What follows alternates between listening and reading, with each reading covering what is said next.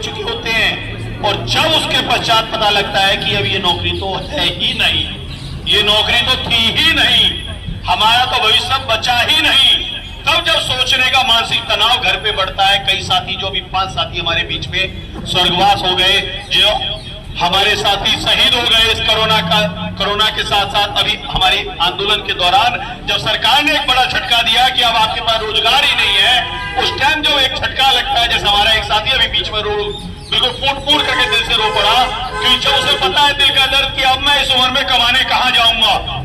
जो 18-20 हजार 22 हजार 24 हजार सरकार मुझे दे रही थी, अब मैं एकदम से किस जगह जाऊं, क्या बताऊं, मेरे में क्या एक्सपीरियंस है कि दिल्ली के महिला की सुरक्षा करता हूं। किस तरीके करते हो भाई, फाइट करते हो क्या? नहीं जी, बस के अंदर सुरक्षा के लिए उनके लिए तैनात रहता था एक खाकी वर्दी पहन के, कि इस खाकी का डर रहता था कि एक बस के अंदर खाकी वर्दी में कोई खड़ा है तो सोच समझ करके चढ़ना।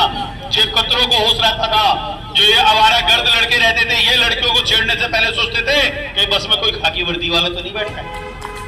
बहुत बढ़िया भाई, बहुत बढ़िया। सारी सोच हमने उस समय अपना भविष्य सब कुछ जान पे लगा करके अपना 8 साल 10 साल बर्बाद कर दिए, और आज सरकार कहती है हमारी तो नीति गलत थी। अरे नीति गलत थी तो जुर्माना तुम पे लगना था, तुम्हारे मंत्रियों को सस्पेंड करना था या इन मार्शलों को निकालना था।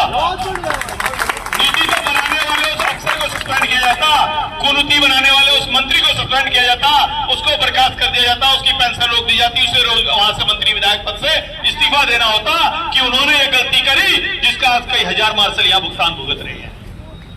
गलती इन मार्शलों की थोड़ी थी, इन्होंने ड्यूटी के दौरान कोई लापरवाही थोड़ी करी है। आपकी नौकरी की भर्ती के दौरान लापरवाही हुई है तो अफसरों पे एक्शन लीजिए, और इन मार्शलों को जहां रोजगार है, एक तहत एक नियम एक कानून होता है जो दया दृष्टि के तहत उनको रोजगार जो हमारा मिलना। केजरीवाल जी अपने आप को जेल में जाने से बचाने के लिए छुप रहे हैं, कहीं मैं काम करूंगा इसमें भी जेल ना जाना पड़ जाए। अरे जेल तो आपको जाना पड़ेगा, आपने जितनी कुनीतियां कर रखी है।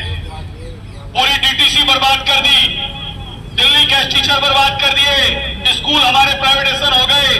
दिल्ली सरकार कहती है हमने स्कूल सरकार बना दिए, इतने अच्छे स्कूल बना दिए, लेकिन दिल्ली सरकार की अगर आप जानकारी निकाले आरटीआई के मुताबिक, तो जितनी सरकारी जमीन हमारी बराबर में 2 स्कूल एक एरिया में होते थे, तो एक स्कूल तो आपने डबल बिल्डिंग में खड़ा कर दिया, और दूसरा स्कूल जो वहां सरकारी था उसको बंद कर दिया, उसे आज किसी प्राइवेट ठेकेदार के हाथ में दे रखा है।